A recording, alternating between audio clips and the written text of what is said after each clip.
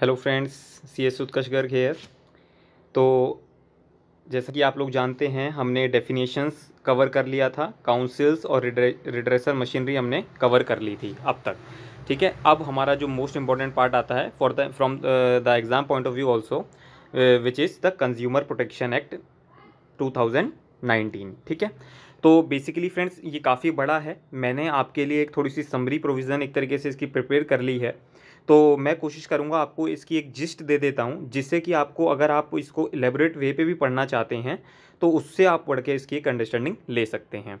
तो अच्छा, एक दो चीज़ मेरे को ये लगती है शायद कि स्टडी मटेरियल में आपके नहीं भी हो, तो जैसे 2002 सॉरी 2002 कह रहा हूँ मैं, 1986 का ये जो हमारा एक्ट था, ये अमेंड हुआ था एक बार 2002 में। तो क्या हमारे को इसकी अमेंडमेंट्स क्लियर हैं पहले?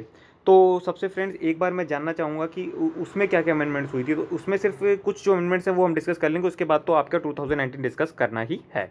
तो सबसे पहले उसमें क्या अमेंडमेंट हुई थी फ्रेंड्स, एक तो जैसे कि जो कंज्यूमर का डेफिनेशन था उसमें लीगल हेयर को इंसर्ट कर लिया गया था। तो अब ऐसा नहीं होना चाहिए कि जब आप 2019 का एक्ट पढ़ेंगे तो उसमें आपको ये नहीं होना चाहिए कि ये तो शायद 2019 से आया, जबकि वो पहले से ही इंसर्ट था। तो हमारे को इस चीज़ के बारे में अवेयरनेस रहनी है फ्रेंड्स।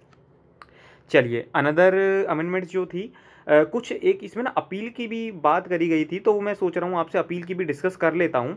जैसे कि आपको डिस्ट्रिक्ट फोरम के मैटर से आपको अपील करनी है स्टेट कमीशन पर। तो फ्रेंड्स क्या होता है, आप अपील कर सकते हैं जो भी अमाउंट आपका डिस्प्यूट में है उसका 50%, और या फिर आपको 25,000 रुपये जमा करने होंगे, विच एवर इज़ लोअर। ये नहीं कि मतलब बस हम अपील का अधिकार हो गया हमारे को, तो नहीं फ्रेंड्स। अब ये थोड़ा सा हमारे को ध्यान रखना होगा। अगर आपको लिखना चाहें आप लिख सकते हैं, डिस्ट्रिक्ट से जब हम स्टेट कमीशन पे जा रहे हैं तो अमाउंट का 50% और 25,000 विच एवर इज़ लोअर। अच्छा, अब इसी तरीके से अगर हम स्टेट कमीशन से नेशनल कमीशन तक जाते हैं तो क्या है, तो बस यही 50% आपका वो सेम रहेगा, बस 25,000 की जगह 35,000 हो जाएगा। ठीक है, ओके। अब उसके बाद अगर आपको नेशनल कमीशन का भी ऑर्डर नहीं अच्छा लगा और आप सुप्रीम कोर्ट जाना चाहते हैं, बिल्कुल जा सकते हैं। बस अमाउंट कितना हो जाएगा उसके बाद, अब 50K हो जाएगा, और जो 50% है ये लोअर तो चलेगा ही चलेगा। तो ये एक आपके पास अवेयरनेस होनी चाहिए। अगर मॉड्यूल में दे रखा है वेल एनफ है, और नहीं भी है तो आई थिंक आप कंपनी सेक्रेटरी बनने जा रहे हैं तो आपको इस बारे में अवेयरनेस होनी चाहिए। ये मेरा मतलब एक तरीके से बनता था कि मतलब मैं आपको इसकी एक अवेयरनेस दे दूँ। ठीक है, चलिए अब आ जाते हैं अब अपने 2019 की जो पार्ट पे हमारे को डिस्कस करना है। एक तो फ्रेंड्स अगर आपने मतलब आप इस चीज़ में, वैसे इसमें भी कवर करा हुआ है, पहले रूल होता था caveat emptor, let the buyer be aware. ठीक है ना, मतलब कंज्यूमर को किंग मानना एक तरीके से, ठीक है ना, कंज्यूमर इज किंग। बट अब जो एक तरीके से रूल चल रहा है वो है कैविएट वेंडिटर, VENDITOR, वेंडिटर। आप कुछ अगर इंप्रेशन भी एग्जामिनेशन पे जानना चाहते हैं तो इस तरीके के वर्ड यूज़ कर सकते हैं। अगर एग्जाम टाइम में आपको याद रहता है तो मतलब मैं आपसे फोर्स नहीं करूँगा, बट अगर आपको याद रहता है तो आप इस तरीके के वर्ड यूज़ करिए जिससे कि एग्जामिनर पर अच्छा इंप्रेशन पड़ता है आपका। तो इसका कैविट वेंडिटर का क्या मतलब होता है friends, let the seller B aware. ठीक है ना, मतलब अब सेलर को अवेयर होना है। अब बायर तो अवेयर है ही है, बट सेलर को भी अब अवेयर होने की ज़रूरत है।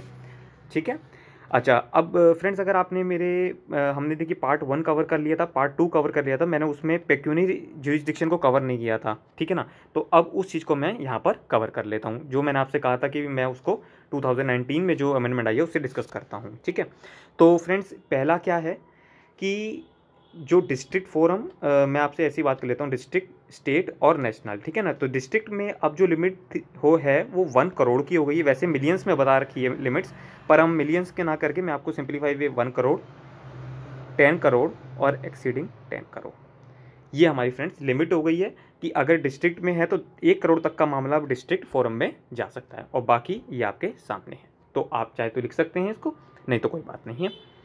उसके बाद फ्रेंड्स आ जाता है एक इसमें जो प्रोविज़न आया है कि अगर मैन्युफैक्चरर या कोई भी सर्विस प्रोवाइडर, क्योंकि दोनों चीज़ें के लिए है, अगर वो फॉल्स या फिर मिसलीडिंग एडवर्टीजमेंट करते हैं तो उनको क्या होगा, फ़ाइन देना पड़ेगा, एंड इम्प्रिजनमेंट तक की भी सज़ा दे रखी है। और वो क्या क्या है, फ़ाइन उनको 10 लाख का है, और जो इम्प्रिजमेंट हो सकती है वो है आपकी 2 ईयर्स की।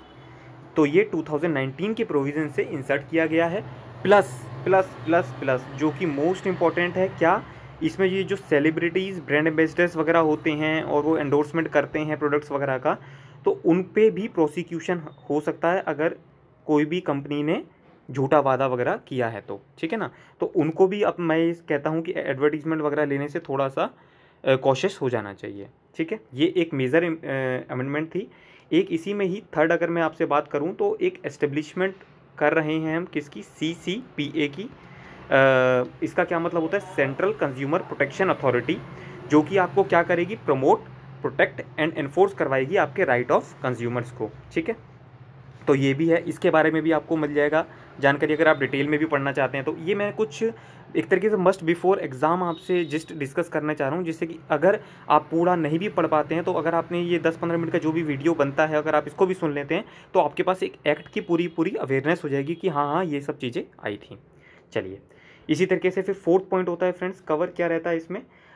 जो फोर्थ है मैं कहता हूँ एक प्रोडक्ट लाइबिलिटी एक्शन, मतलब कि आप अगर जैसे मतलब लाइबिलिटी हमने मैन्युफैक्चरर की एक तरीके से डिफ़ाइन कर दी है कि भाई अगर आप पर्सनल इंजरी करते हैं, डेथ हो जाती है हमारी या प्रॉपर्टी डैमेज हो जाती है तो उसके अगेंस्ट फिर हम आपसे कंपनसेशन लेंगे, ठीक है।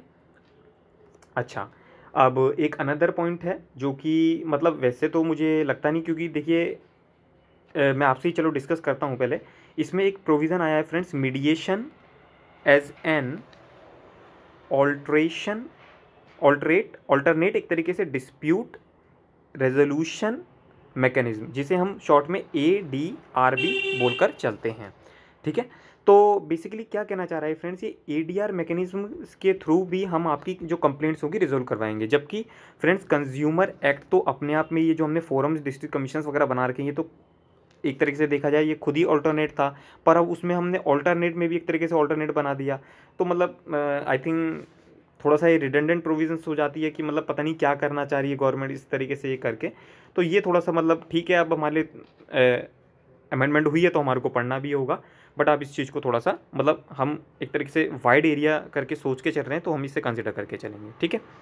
उसके बाद आ जाते हैं फ्रेंड्स, हाँ ये एक मेजर अगर मैं कहूँ तो उसमें क्या बोल रहा है कि जो अब कंप्लेंट है वो इलेक्ट्रॉनिकली भी आपकी फाइल हो सकती है, प्लस अगर उन्होंने 21 डेज़ में एक्सेप्टेंस का आपको नहीं बताया कि वो एडमिट करी या नहीं करी है तो फ्रेंड्स वो डीम्ड एडमिट हो जाएगी। डीम्ड का मतलब हो जाएगा मान ली जाएगी कि वो आपकी एप्लीकेशन एडमिट हो गई है, उसमें कोई कमी नहीं है। तो ये बहुत मेजर अमेंडमेंट है फ्रेंड्स, तो ये बहुत अच्छी अमेंडमेंट भी है मैं ये कहता हूँ। और एक फ्रेंड इसमें एक अडल्ट्रेशन को भी अब शामिल कर लिया गया है, अडल्ट्रेशन, ठीक है ना, जो मतलब एक तरीके से हालांकि इसके सेपरेट एक्ट बने हुए हैं, ठीक है ना, बट फिर भी इसमें कवर कर लिया, जिसमें इन्होंने 7 ईयर्स तक की इम्प्रीजनमेंट और इवन लाइफ इम्प्रीजनमेंट तक का भी प्रावधान बना दिया गया है।